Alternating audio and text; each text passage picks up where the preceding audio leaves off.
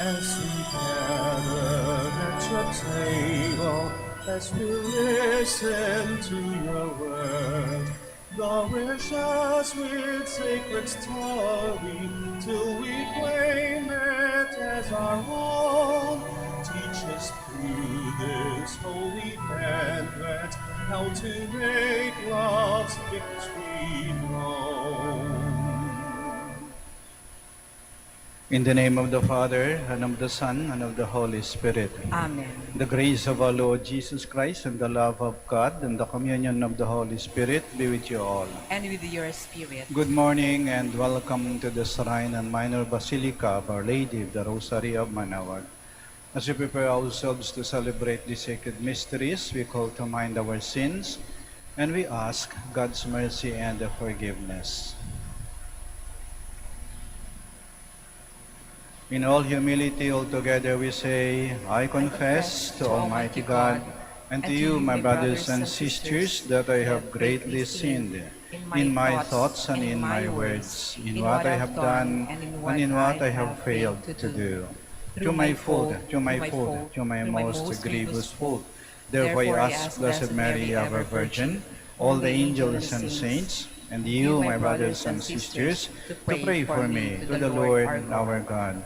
May Almighty God have mercy on us, forgive us our sins, and bring us to everlasting life. Amen. Lord, have mercy. Lord, have mercy. Christ, have mercy. Christ, have mercy. Lord, have mercy. Lord, have mercy. Let us pray. O God, by whose gift Saint Elizabeth of Hungary recognized and revered Christ in the poor, grant through her intercession that we may serve with unfailing charity the needy and those afflicted. Through our Lord Jesus Christ, your Son, who lives and reigns with you in the unity of the Holy Spirit, God, forever and ever. Amen. Please be seated.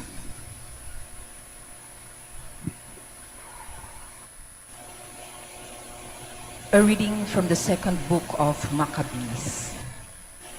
It happened that 7 brothers with their mother were arrested and tortured with whips and scourges by the king to force them to eat pork in violation of God's law. Most admirable and worthy of everlasting remembrance was the mother who saw her 7 sons perish in a single day, yet bore it courageously because of her hope in the Lord. Filled with the noble spirit that stirred her womanly heart with manly courage, she exhorted each of them in the language of their ancestors with these words: I do not know how you came into existence in my womb. It was not I who gave you the breath of life, nor was it I who set in order the elements of which each of you is composed. Therefore, since it is the Creator of the universe who shapes each man's beginning, as he brings about the origin of everything, he, in his mercy, will give you back both breath and life, because you now disregard yourselves for the sake of his law. Antiochus, suspecting insult in her words, thought he was being ridiculed. As the youngest brother was still alive, the king appealed to him, not with mere words, but with promises on oath, to make him rich and happy if he would abandon his ancestral customs. He would make him his friend and entrust him with high office. When the youth paid no attention to him at all, the king appealed to the mother, urging her to advise her boy to save his life. After he had urged her for a long time, she went through the motions of persuading her son. In decision of the cruel tyrant, she leaned over close to her son and said in their native language, Son, have pity on me, who carried you in my womb for 9 months, nursed you for 3 years, brought you up, educated and supported you to your present age. I beg you, child, to look at the heavens and the earth and see all that is in them. Then you will know that God did not make them out of existing things, and in the same way, the human race came into existence. Do not be afraid of this executioner, but be worthy of your brothers and accept death, so that in the time of mercy I may receive you again with them. She had scarcely finished speaking when the youth said, "What are you waiting for? I will not obey the king's command. I obey the command of the law given to our fathers through Moses. But you, who have contrived every kind of affliction for the Hebrews, will not escape the hands of God." The word of the Lord. Thanks be to God. Lord, when your glory appears, my joy will be full. Lord, when your glory appears, my joy will be full. Hear, O Lord, a just suit. Attend to my outcry. Hearken to my prayer from lips without deceit. Lord, when your glory appears, my joy will be full. My steps have been steadfast in your paths. My feet have not faltered. I call upon you, for you will answer me, O God. Incline your ear to me. Hear my word. Lord, when your glory appears, my joy will be full. Keep me as the apple of your eye. Hide me in the shadow of your wings. But I, in justice, shall behold your face on waking. I shall be content in your presence. Lord, when your glory appears, my joy will be full. Please stand. Alleluia, alleluia, alleluia. I chose you from the world to go and bear fruit that will last, says the Lord. Alleluia, alleluia, alleluia.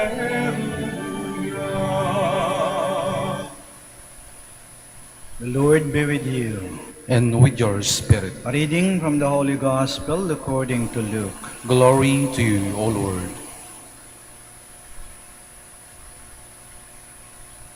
While people were listening to Jesus speak, he proceeded to tell a parable because he was near Jerusalem, and they thought that the kingdom of God would appear there immediately. So he said, "A nobleman went off to a distant country to obtain the kingship for himself and then to return. He called 10 of his servants and gave them 10 gold coins and told them, 'Engage in trade with this until I return.' His fellow citizens, however, despised him and sent a delegation after him to announce, 'We do not want this man to be our king.' But when he returned, after obtaining the kingship, he had the servants called to whom he had given the money to learn what they had gained by trading. The first came forward and said, 'Sir, your gold coin has earned 10 additional ones.' He replied, 'Well done, good servant. You have been faithful in this very small matter. Take charge of 10 cities.' Then the second came and reported, 'Your gold coin, sir, has earned 5 more.' To this servant too he said, 'You take charge of 5 cities.' Then the other servant came and said, 'Sir, here is your gold coin. I kept it stored away in a handkerchief, for I was afraid of you because you are a demanding man. You take up what you did not lay down, and you harvest what you did not plant.' And he said to him, 'With your own words I shall condemn you, you wicked servant. You knew I was a demanding man, taking up what I did not lay down, and harvesting what I did not plant. Why did you not put my money in the bank? Then on my return I would have collected it with interest.' And to those standing by he said, 'Take the gold coin from him, and give it to the servant who was 10. And they said to him, 'Sir, he has 10 gold coins.' He replied, 'I tell you, to everyone who has, more will be given. But from the one who has not, even what he has will be taken away.' Now as for those enemies of mine who did not want me to be their king, bring them and here and slay them before me. After he had said this, he proceeded on his journey up to Jerusalem. The Gospel of the Lord. Praise to you, Lord Jesus Christ. Please be seated. Ang mga malalaking bagay ay nagsisimula sa mga maliliit. At ganun din ang tiwala. Pag ikaw ay pinagkatiwalaan, simula sa maliit na bagay, ngunit inalagaan mong tiwala na yon, hindi mo sinira, habang tumatagal, habang dumadaan ng panahon, yung maliit na tiwala na yon ay lalaki, lalalim, at lalong titibay. Kaya ikaw ay pagkakatiwalaan na sa malalaking mga bagay. Magandang pakinggan pagsabihan ka ng may tiwala ako sa iyo, nakapagpataba ng puso. Pero pag sinabihan ka ng wala akong tiwala sa iyo, ba masakit yun? Nakapagpababa ng ating pagkatao pag sinabihan ka ng wala akong tiwala sa iyo. Kaya ingatan na ng Diyos sa atin. Tayo pinagkakatiwalaan ng Diyos. Kaya tayo naririto pa ngayon eh. Kahit na ang dami natin mga pagkakasala, ang dami natin mga pagkakamali, ang dami natin mga atraso sa Diyos eh. Hindi inaalis ng Diyos ang kanyang tiwala sa atin, kaya huwag naman nating abusuhin ang tiwala ng Diyos sa atin. Binibigyan tayo ng panibagong pagkakataon, gamitin natin ng wasto. Huwag nating sayangin at sirain ang tiwala ng Diyos sa atin. Ang Diyos nagtitiwala sa atin. Kaya dapat tayo magtiwala din sa Diyos. Ang Diyos nagtitiwala sa ating mga tao. Dapat tayong mga tao magtiwala din sa Diyos. Kasi pag may tiwala tayo sa Diyos, nagkakaroon tayo ng tibay ng loob, ng tapang, ng pag-asa. Pinagkakatiwalaan ako ng Diyos eh. Alam niya kung ano ang talagang para sa akin, may tiwala sa akin. Kaya hindi ka matatakot. Kahit anong pagsubok, anong problemang dumating, mabibigat na pinagdadaanan, kahit na yung mga kahirapan na dala-dala ng pandemyang to, naghirap tayo, natakot tayo. Pero pag isip mo, ay, pinagkakatiwalaan ako ng Diyos. Hindi ako matatakot, hindi ako susuko, hindi ako mawalan ng pag-asa. Kasi may tiwala ang Diyos sa akin. Parang binubulong niya sa akin, huwag kang matakot, may tiwala ako sa iyo. Kaya mo yan, kaya mo yan. Kaya ito lagi natin isipin. Huwag nating sirain ang tiwala ng mga tao na nagmamahal at totoong nagtitiwala sa atin. Ingatan natin. At higit sa lahat, huwag nating sirain ang tiwala ng Diyos sa atin. At sa halip, magtiwala din tayo sa Diyos. Nang sa ganon, sa gitna ng mga matitinding pagsubok at pinagdadaanan, marinig natin lagi ang marahang tinig ng Diyos at ng ating mahal na Ina. Huwag kang matakot. May tiwala ako sa iyo. Kaya mo yan. Kaya mo yan. Please rise. Gathered together as sons and daughters of God the Father, who is the giver of all good things, we reverently make our prayer. Our response is, Lord, hear our prayer. Lord, hear our prayer.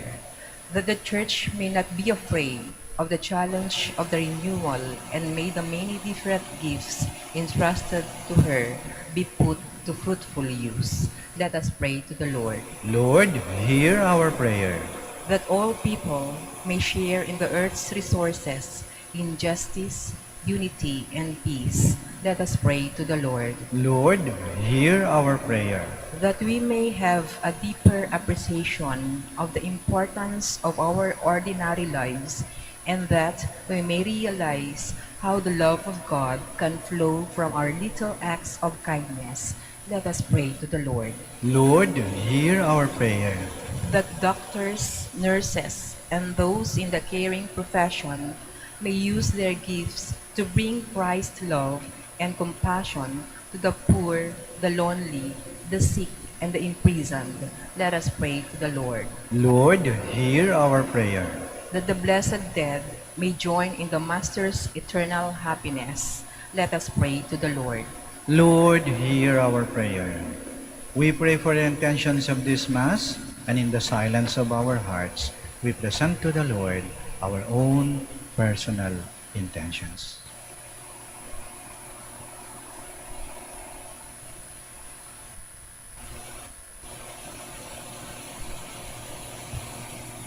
Heavenly Father, help us to remain faithful in the small things of life, so that we may be trusted with bigger things when we come into your kingdom. We ask this through Christ our Lord. Amen. Please be seated.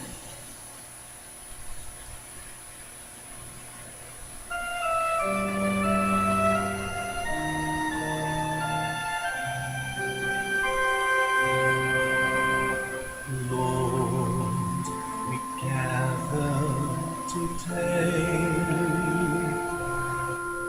in your house. We kneel down and pray. We ask for your mercy as we open our hearts to receive your forgiveness, O Lord.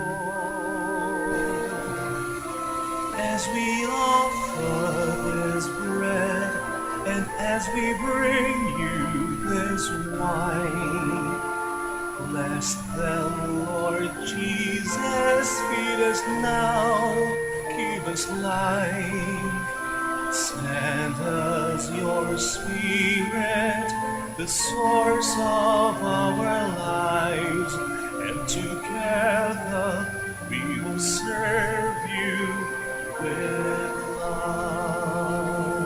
Kindly all stand. Pray, my dear sisters and brothers, that our sacrifice may be acceptable to God, the Almighty Father. May the Lord accept the sacrifice at your hands for the praise and glory of his name, for our good and the good of all his holy church. Through the present oblation, O Lord, which we offer in commemoration of Saint Elizabeth of Hungary, bestow on your faithful, we pray, the gifts of unity and peace. Through Christ our Lord. Amen. The Lord be with you. And with your spirit, Lift up your hearts. we lift them up to the Lord. Let us give thanks to the Lord our God. It is right and just. It is truly right and just, our duty and our salvation, always and everywhere to give you thanks, Lord, Holy Father, Almighty and eternal God, through Christ our Lord. For in the marvelous confession of your saints, you make your church fruitful with strength ever new, and offer us your signs of your love, and that your saving mysteries may be fulfilled. The great example lends us courage. Their fervent prayers sustain us in all we do. And so, Lord, with all the angels and saints, we give you thanks, as in exaltation we acclaim. Holy, holy, holy Lord, God of hosts, heaven and earth are full of your glory. Hosanna in the highest. Blessed is he who comes in the name of the Lord. Hosanna in the highest. Please kneel. You are indeed holy, O Lord, the fount of all holiness. Make holy, therefore, these gifts, we pray, by sending down your Spirit upon them like the dewfall, so that they may become for us the body and blood of our Lord Jesus Christ.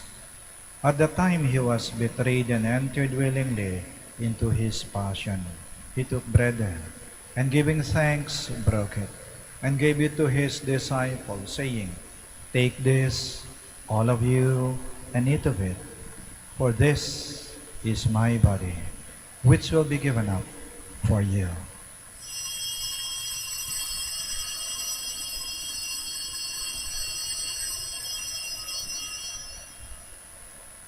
In a similar way, when supper was ended, he took the chalice, and once more giving thanks, he gave it to his disciples, saying, "Take this, all of you, and drink from it, for this is the chalice of my blood, the blood of the new and eternal covenant, which will be poured out for you and for many for the forgiveness of sins.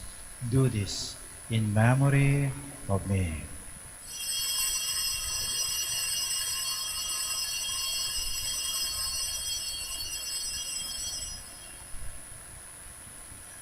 The mystery of faith.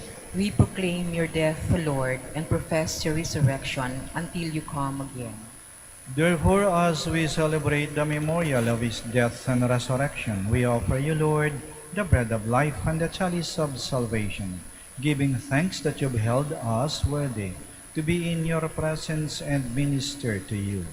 Humbly we pray that partaking of the body and blood of Christ, we may be gathered into one by the Holy Spirit.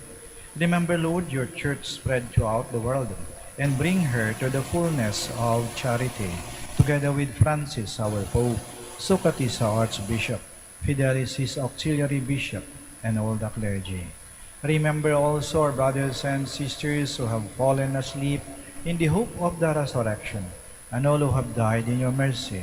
Welcome them into the light of your face. Have mercy on us all, we pray, that with the Blessed Virgin Mary, Mother of God, with Blessed Joseph, her most chaste spouse, with the blessed apostles, Saint Elizabeth of Hungary, and all the saints who have pleased you throughout the ages, we may merit to be co-heirs to eternal life, and may praise and glorify you through your Son, Jesus Christ.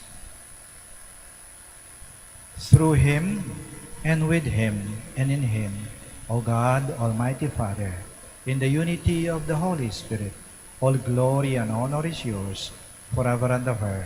Amen. Please stand. Now, in loving confidence, we pray to our Father in the words Christ taught us.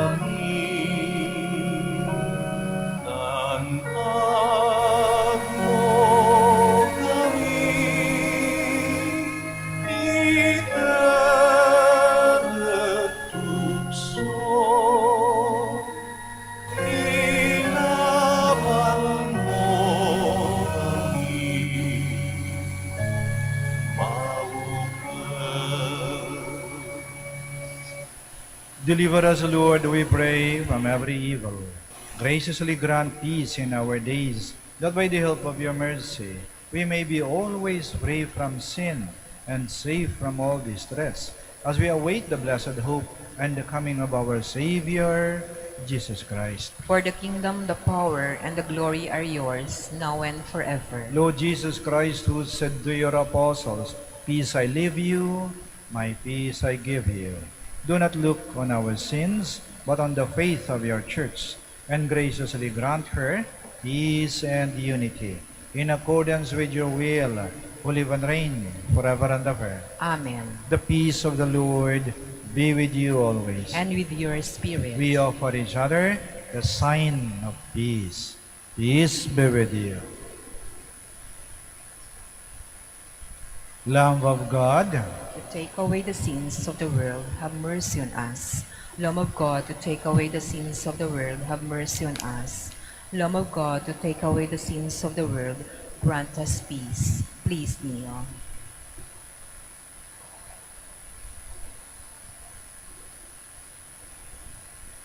here is Jesus Christ, the Lamb of God, who takes away the sins of the world. Blessed are those called to the supper of the Lamb. Lord, I am not worthy that you should enter under my roof, but only say the word, and my soul shall be healed.